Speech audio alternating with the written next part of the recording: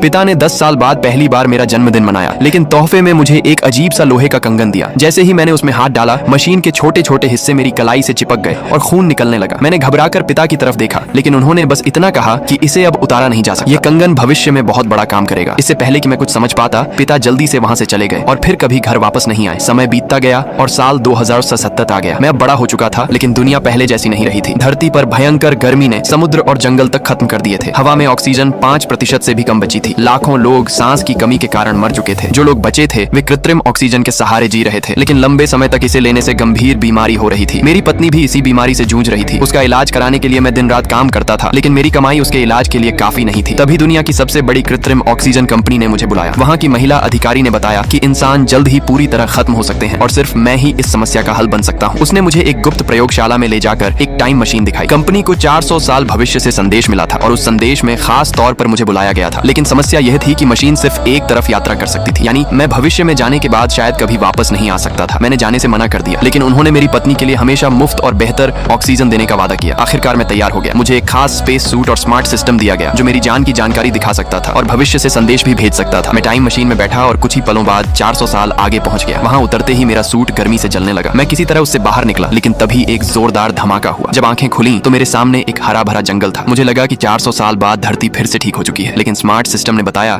कि आसपास हजारों किलोमीटर तक एक भी इंसान मौजूद नहीं था। मैं एक पुराने रिसर्च बेस तक पहुंचा और वहां एक कंकाल मिला। उसके पास पड़ा स्मार्ट डिवाइस उठाया तो मेरे होश उड़ गए। उस पर लिखा था मेरा ही नाम। और तभी मुझे एहसास हुआ कि शायद भविष्य में आने वाला मैं पहले ही यहाँ मर चुका था। मैंने उस पुराने स्मार्ट डिवाइस की आखिरी रिकॉर्डिंग चलानी शुरू की। उसमें किसी आदमी की आवाज सुनाई दे रही थी। वह किसी से बहस कर रहा था और कह रहा था कि वह यहाँ मरना नहीं चाहता। रिकॉर्डिंग अचानक खत्म हो गई। मैं अभी इस रहस्य को समझ ही रहा था कि मैंने गलती से जंगल में एक अजीब फल खा लिया। कुछ ही देर बाद मेरा सिर घूमने लगा और मेरी हालत बिगड़ने लगी। मैं जमीन पर गिर पड़ा। तभी आसमान से एक चमकती चीज नीचे आई और एक आदमी मेरी तरफ दौड़ता हुआ आया। उसने मेरी जान बचाई। बाद में मुझे पता चला कि मेरे स्मार्ट सिस्टम से भेजे गए संकेत देखकर उसे मेरी हालत का पता चला था। हम दोनों एक पुराने बेस के दरवाजे तक पहुंचे। वहां स्कैन होते ही दरवाजा अपने आप खुल गया। अंदर कंप्यूटर स्क्रीन पर लिखा था वेलकम। मैंने सिस्टम चालू किया तो पता चला कि यह वही प्रयोगशाला थी जहां से 400 साल पहले यह पूरी टाइम ट्रैवल योजना शुरू हुई थी। स्क्रीन पर चेतावनी थी कि कुछ ही घंटों में सिस्टम बंद हो जाएगा और अगर बिजली ठीक नहीं की गई तो पूरा बेस तबाह हो सकता है। मैं अपने साथी के साथ शहर की तरफ निकल पड़ा, लेकिन वहां पहुंचकर मेरे होश उड़ गए। पूरा शहर खंडहर बन चुका था। इंसानों का नामो निशान मिट चुका था। फिर मुझे एक ऐसी जगह मिली जहां मेरी पत्नी काम करती थी। वहां उसकी हड्डियां देखकर मैं पूरी तरह टूट गया। मुझे लगा कि मैं चाहे जितनी कोशिश कर लूं, इंसानों को बचा नहीं सकता। लेकिन तभी मुझे एहसास हुआ कि भविष्य की हर घटना बिल्कुल उसी तरह हो रही है जैसा पुराने रिकॉर्ड में लिखा था। यहाँ तक कि मेरे मरने की घटना भी। फिर मुझे सबसे बड़ा सच पता चला। मेरे पिता ने मुझे धोखा नहीं दिया था। उन्होंने ही वह कंगन बनाया था, क्योंकि सिर्फ मेरे डीएनए